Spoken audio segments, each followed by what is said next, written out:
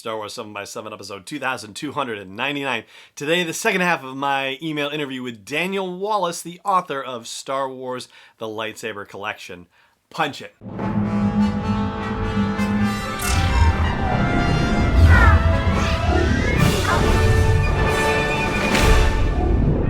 Hey Rebel Rouser, I'm Alan Voivod, and this is Star Wars 7x7, your daily dose of Star Wars joy, and thank you so much for joining me for it.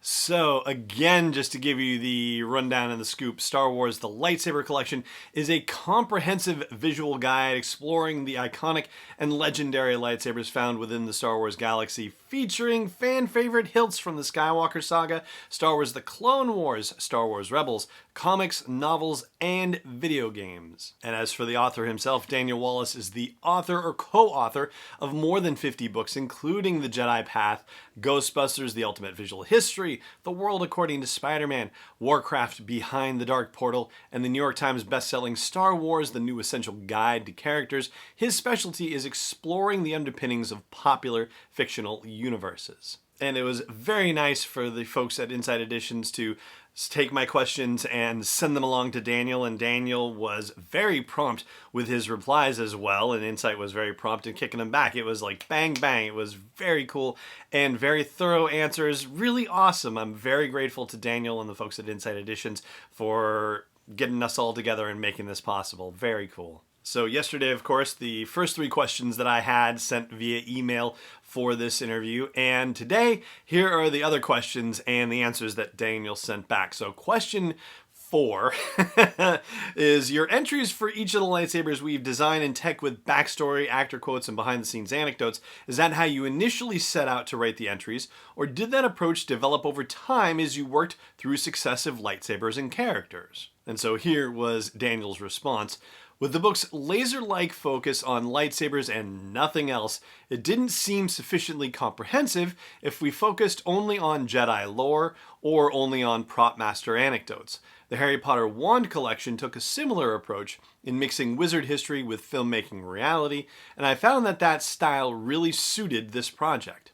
Some entries lean more toward one than the other, but overall I feel it strikes a good balance. And you can see that even with the ones that have been released as preview spreads online. StarWars.com had a series of them, I think 4 of them if I remember correctly, that they previewed, and you can also see them on like Amazon, for example. And then there was also the High Republic one, which was released as a separate little surprise thing, which we'll get to in a moment. It comes with the 5th question that I asked him, which is this. As part of the project, you had the opportunity to view and describe a lightsaber that Star Wars fans have never seen before. Can you tell us about the inclusion of Stellan Gios's lightsaber and getting to work on an aspect of this new era in storytelling, in Star Wars storytelling, the High Republic? And so briefly, if you're not aware, Stellan Gios is one of the new Star Wars characters that's being introduced for the High Republic, and his lightsaber has this crazy crossguard business, which we'll talk about here with his answer. And so here's what Daniel had to say about that.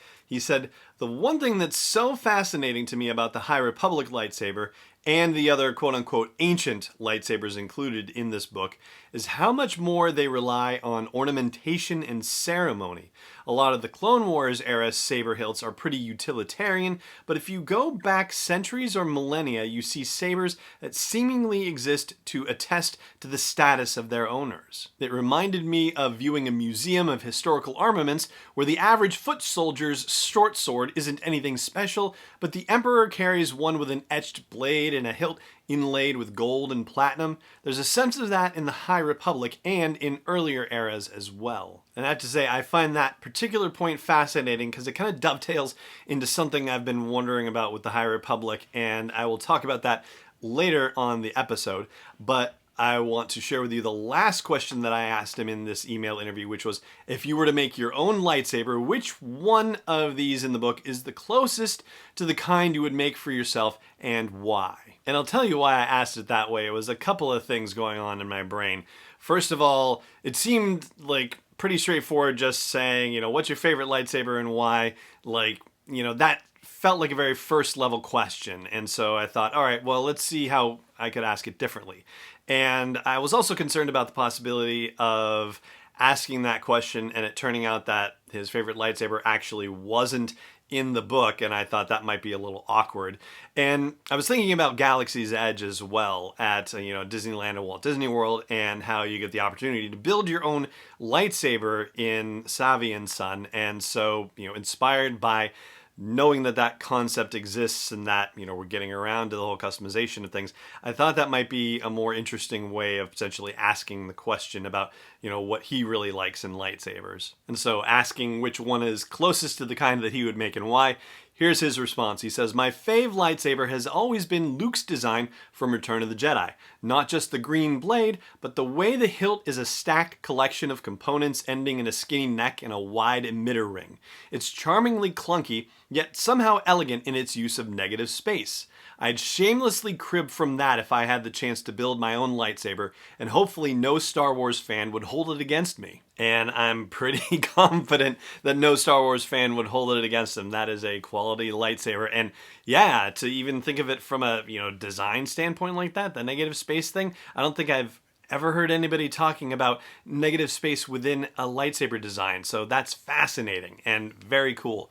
So that is the email interview with Daniel Wallace, the author of Star Wars: The Lightsaber Collection. And again, my great thanks to Daniel for taking the time to answer the questions and for Insight Editions to helping make that possible. Now, before I talk about the High Republic thing that his answer got me thinking about again, I do just want to give a quick reminder, if you wouldn't mind, and if you haven't done it yet, to please rate or review the podcast on iTunes. If you enjoy it and you're listening on iTunes and you haven't yet done it, please give it that 5-star rating. Please give it a couple of sentence review if you have a moment to spare and think about what you like about the show and why you think other people should listen to it, because when people are searching for it, it helps people find it when they're looking for a daily dose of Star Wars joy. So thank you again for putting up with me asking for the favor all month long, and thank you so much for your support of the show. Now, the thing about Daniel's answer about the lightsabers of the High Republic era being, very ostentatious